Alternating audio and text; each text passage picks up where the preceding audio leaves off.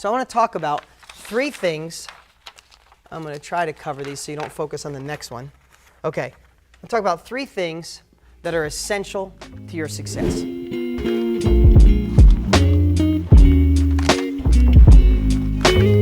And they're all prompted by seeing the focus in people that are successful. They talk about all this stuff, and then they talk about what they're good at, or they're a world champion at, and all of a sudden it gets laser sharp. Wow, look at that focus. Like you could feel it. You know when you're around somebody who's so focused, you feel it in your belly?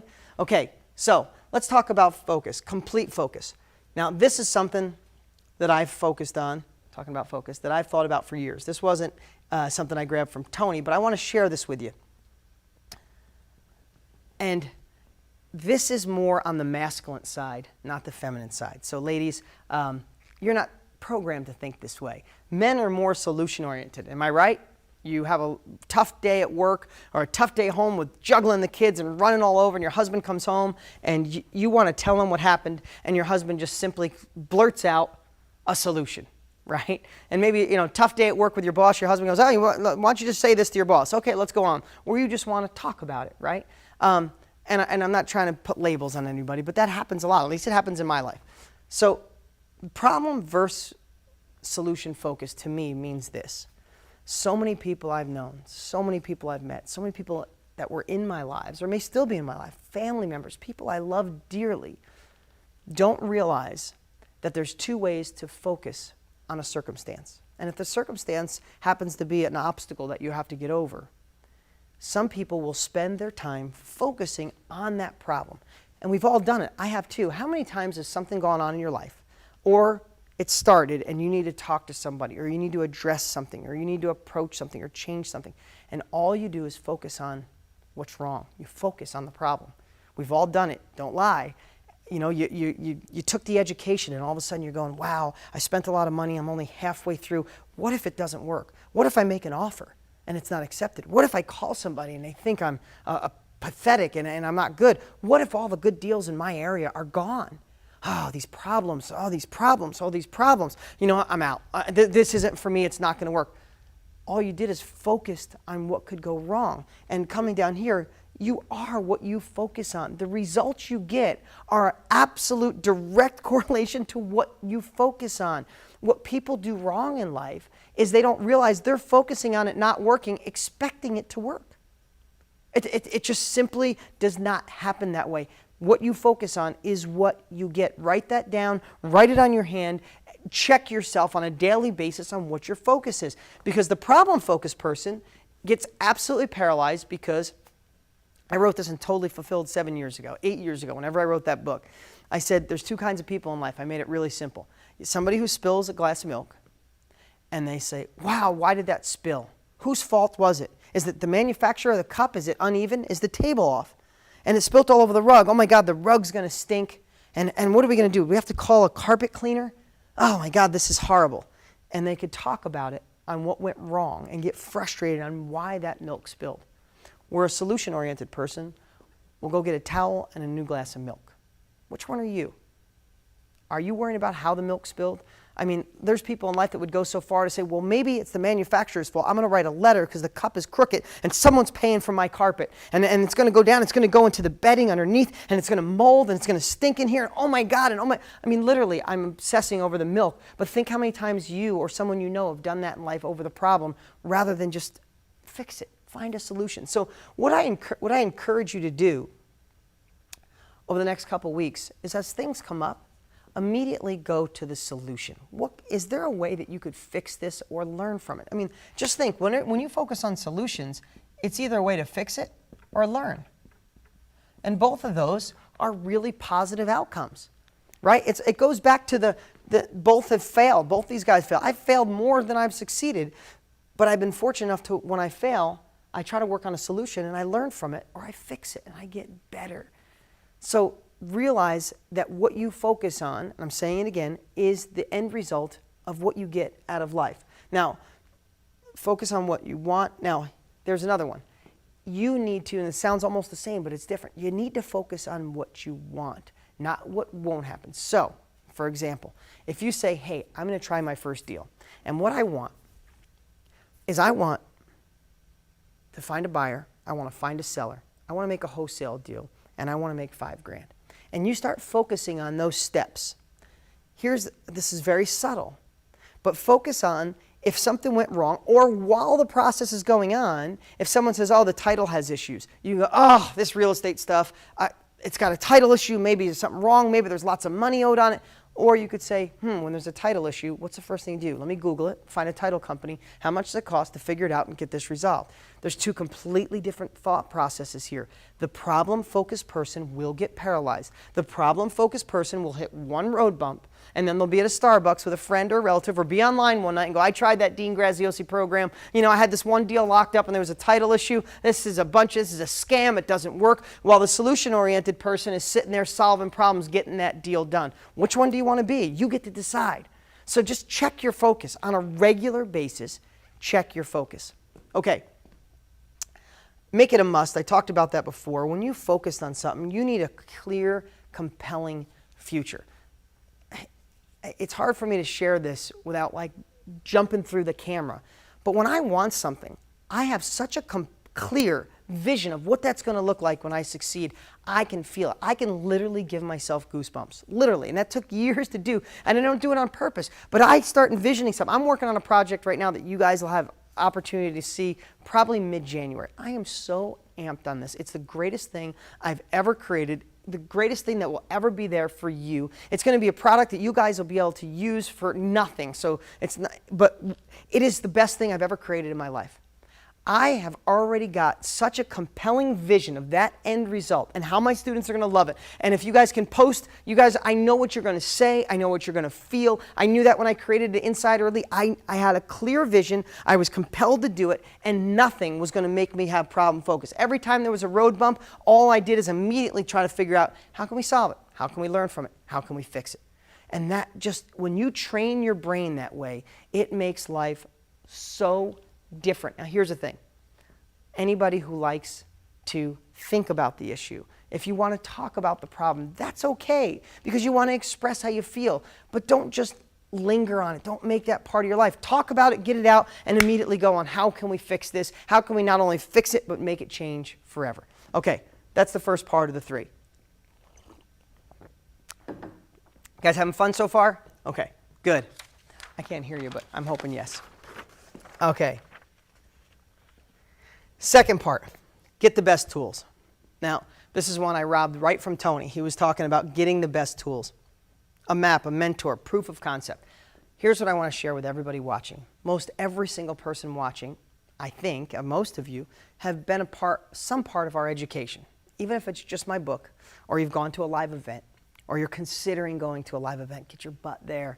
Or you've been through boots on the ground, been to a buying summit, part of our Real Estate Success Academy, maybe just a member of this site. There are maps, mentors, and proof of concept. If you're an IE member, if not, get your butt, be a part of the IE member. Be mentored by somebody who's doing it. Find people who show proof of concept. You know, I talk about this all the time. I share this story, and if my mom's watching, she won't like this, but I did a TV show one time, and I was in this zone of make sure you follow people that can give you proof of concept, people who have succeeded. Get a mentor who's doing it right. I said, when I want marriage advice, I don't ask my parents. They've been married a lot. Each time they're watching, they're going to be upset. I said it as a joke to make a real impact, but it's true. At the time of my life, my parents had been married a lot. If I want good marriage advice, I'm going to find somebody who's been married for 35 years. They're super happy, and I'm going to learn how they did that.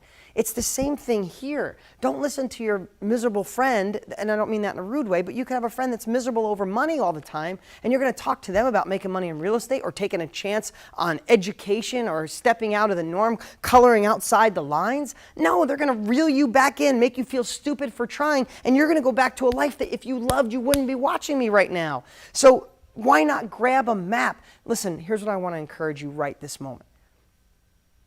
If you've been through our education, go back to it. If you're part of one of our VIP advanced education buyers and members and students, call your coach tomorrow. If you're an Insider Elite member, book a life coach appointment. Go back and watch one of our live events that were recorded that are inside there.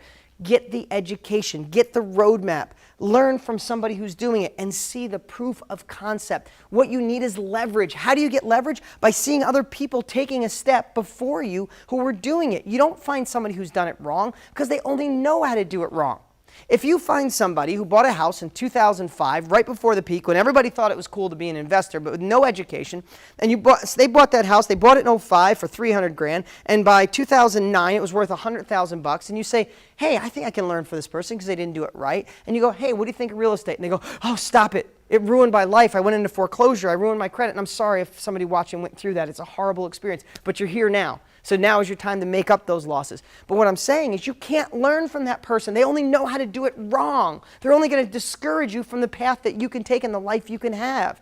So you can't learn from somebody who does it wrong. You got to learn from somebody who is a mentor that is actually doing it. And what I was talking about before, learning doesn't take forever. People think it's even going to therapy. I've gone to therapy on and off in my life because I love to learn, expand my brain. I go to therapy when nothing's wrong in my life. And I've gone when things have bugged me about my childhood.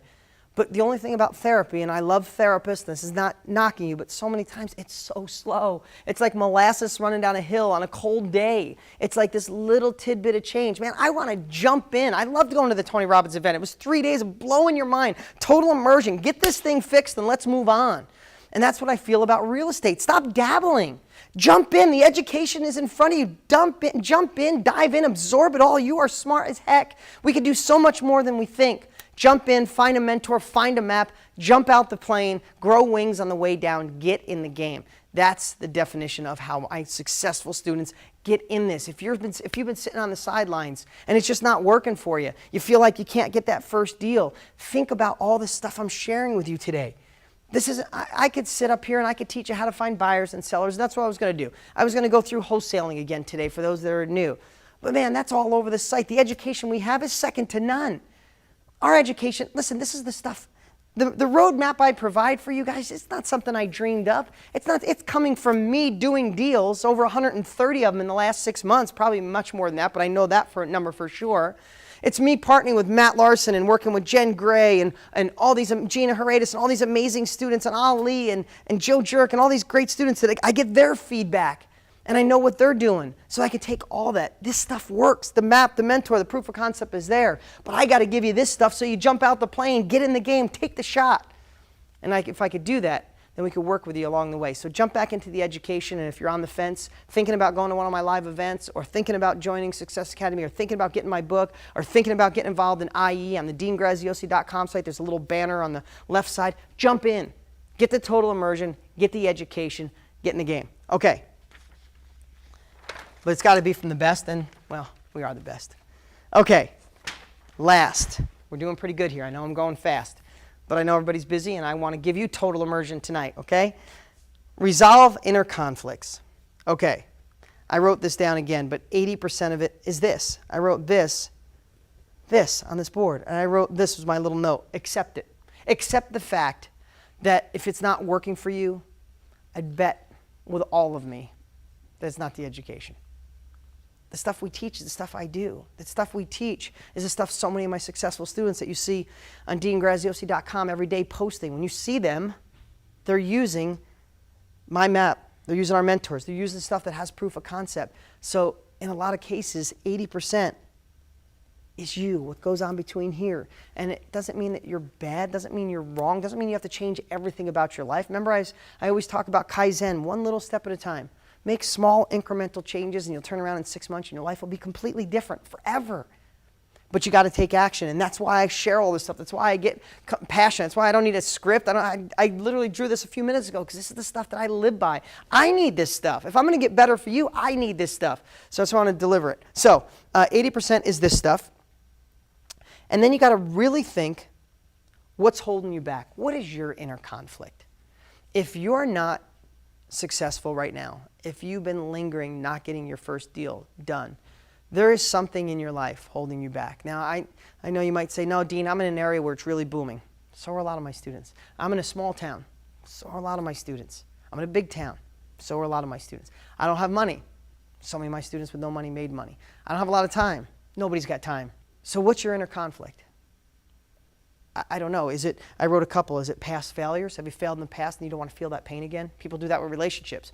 Boom, that relationship hurt. I'm never fall in love again. That hurt. Is it a past failure? Is it your parents' philosophies? Maybe your grandparents were a part of the Depression. They passed that on to your parents, and they taught you the only way to success is safety. Get a government job, get a good job, get an IRA. Don't try your own thing. That'll hurt. When you fall, it'll hurt really bad. Your parents don't want you to fall. What did your parents do when you fell when you were a little kid? They picked you up, hugged you, and loved you. They're your parents. What do you do with your kids? You pick them up, you love them. Your parents don't want you to get hurt. So they're gonna of course put their philosophies on you if they think job is safety, because outside that there's no safety net. But is that true in today's world? Not really.